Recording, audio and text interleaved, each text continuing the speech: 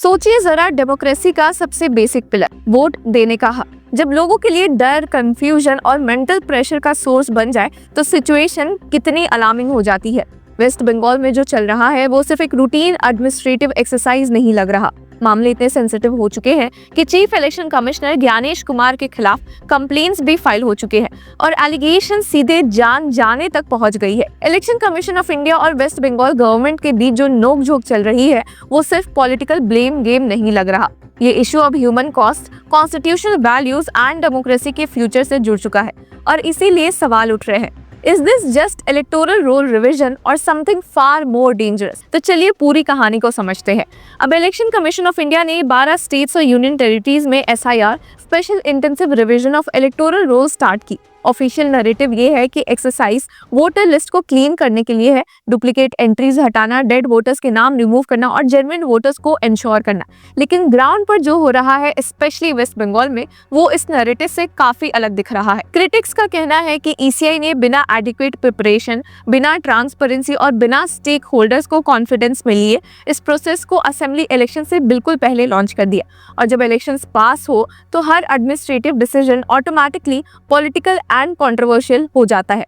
अब नंबर्स देखें तो पिक्चर और भी ज्यादा डिस्टर्बिंग हो जाती है। प्रोविजनल डेटा के मुताबिक ओवर 6.5 करोड़ डिलीशंस हो चुकी है नेशन वाइड। उत्तर प्रदेश में ही 2.89 करोड़ नेम्स ड्राफ्ट रोल से हटा दिए गए हैं, जिसके बाद ECI को ड्राफ्ट रोल पब्लिकेशन पोस्टपोन करके जनवरी 6 करना पड़ा। तमिलनाडु और गुजरात जैसे रिलेटिवली अर्बनाइज्ड स्टेट्स जहां नेट इनमिग्रेशन होता है वहां 97 लाख और 73.7 लाख इलेक्टर्स को ड्राफ्ट रोल से हटा दिया गया है और फिर कुछ ही टाइम बाद लैक्स ऑफ नेम्स को फ्रेश एडिशन के नाम पर वापस ऐड कर दिया गया। ये सब देखकर ये कहना गलत नहीं होगा कि the enumeration phase was concluded haphazardly. West Bengal में भी वोटर डिलीशन का नंबर काफी हाई है और उसमें सबसे पहले जो आउटरीच हुआ है जब एल्डरली वोटर्स को एलिजिबिलिटी हियरिंग के लिए रिमोट लोकेशंस पर पर्सनली अपीयर होने के नोटिसेस मिलने लगे।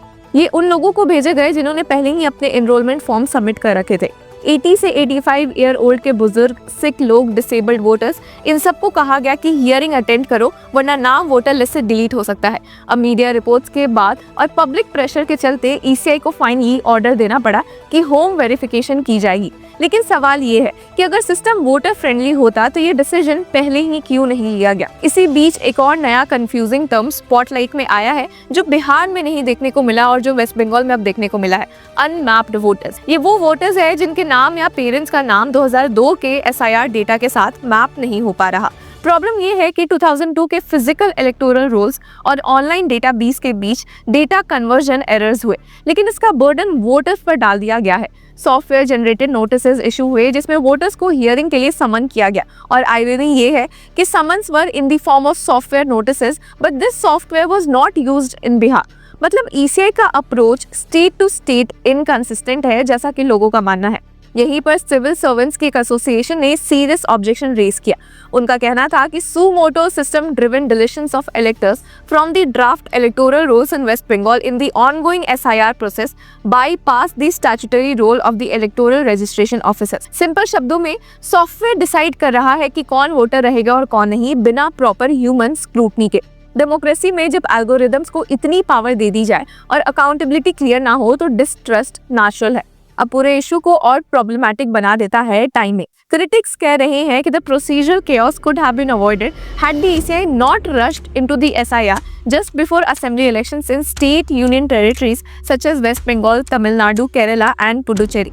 मतलब ECI ने एक हाईली सेंसिटिव एक्सरसाइज को इलेक्शन सीजन के बिल्कुल बीच में लाकर खुद ही कंट्रोवर्सी को इनवाइट किया है। अब सुप्रीम कोर्ट ने बिहार के केस में कुछ लिमिटेड इंटरवेंशंस किए, लेकिन एनालिस्ट का कहना है कि कोर्ट को पूरे SIR प्रोसेस की कॉन्स्टिट्यूशनलिटी को थॉरली वेट करना चाहिए था। अब इसी कंफ्यूजन के बीच एक और सीरियस सस्पेशन उभर कर आ रहा है।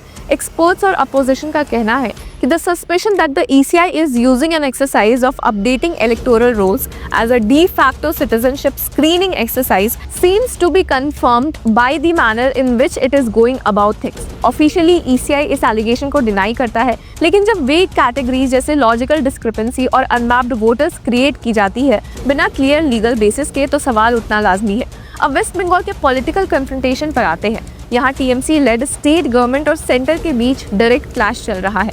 Union home minister Amit Shah ने ममता बनर्जी के 14 साल के रूल पर अटैक करते हुए कहा, will rid Bengal of infiltrators। और स्टेटमेंट के साथ ही पोल ब्यूगल भी साउंड हो गया है। दूसरी तरफ टीएमसी नेशनल जनरल सेक्रेटरी अभिषेक बैनर्जी ने बीजेपी पर डायरेक्ट एलिगेशन लगाया। उनका कहना था कि BJP bulldozing the SIR process और ये एक voter cleansing operation designed for BJP's electoral gain है। अब अभिषेक बैनर्जी ने यहाँ तक क्लेम किया कि पैनिक, एंजाइटी, एग्जॉशन और फियर के कारण more than 50 lives have been lost. और ये क्लेम सिर्फ पॉलिटिकल रिटोरिक नहीं लगता, क्योंकि ग्राउंड से कुछ हार्ट ब्रेकिंग इंसिडेंट सामने आते हैं।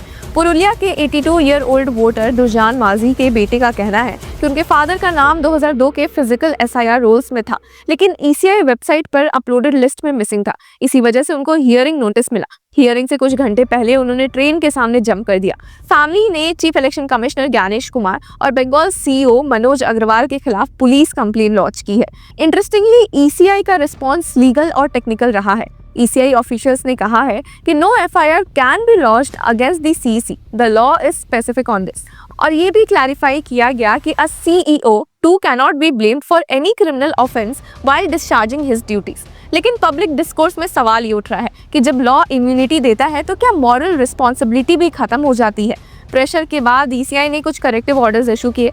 वेस्ट बंगाल सीईओ के ऑफिस ने क्लियर इंस्ट्रक्शंस दिया कि electors aged 85 and above as well as those who are sick और हैव डिसेबिलिटीज में opt out of personal hearings. और अगर नोटिस इशू हो चुका हो तो उन्हें फोन पर कॉन्टैक्ट करके मना किया जाए और वेरिफिकेशन उनके रेसिडेंस पर हो। बीएलओज का इशू भी इस कॉन्फ्लिक्ट का एक बड़ा हिस्सा है। ईसीआई ने वेस्ट बंगाल गवर्नमेंट को डायरेक्ट किया The state government of West Bengal should immediately release the enhanced honorarium as approved by ECI to each BLO। Commission ने ये भी कहा है कि intimidation of BLOs, EROs, AEROs और observers will not be tolerated। साथ ही assurance दिया गया कि polling stations will be set up in high rise buildings, gated communities and slums to facilitate the voters. अब एक और sensitive legal issue OBC certificates का है।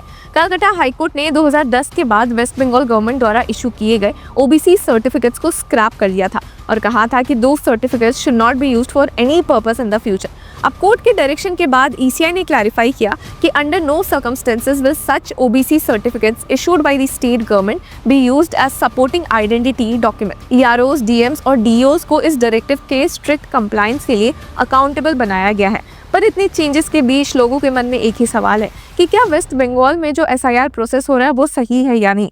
तो व्यूअर्स, आपकी इस मुद्दे पर क्या राय है? Do let us know in the comment section. Until then keep following Law चक्र।